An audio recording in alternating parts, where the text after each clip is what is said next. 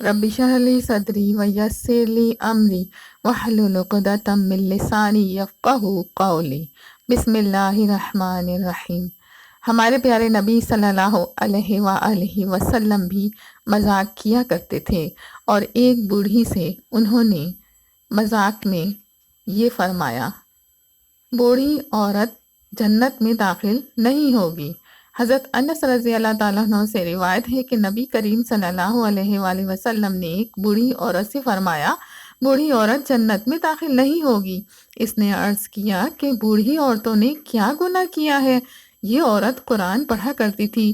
آپ صلی اللہ علیہ وآلہ وسلم نے فرمایا: کیا تم نے قرآن میں یہ نہیں پڑھا کہ ہم انہیں دوبارہ پیدا کریں گے، اسی طرح کہ وہ نوجوان ہوں گی اور ہم عمر ہوں گی، اور ان کے دلوں میں اپنے شوہروں کی محبت کوٹ کر بھر دی جائے گی۔ وہ عورت اس طرح لاجواب ہو گئی اور نبی صلی اللہ علیہ وسلم کا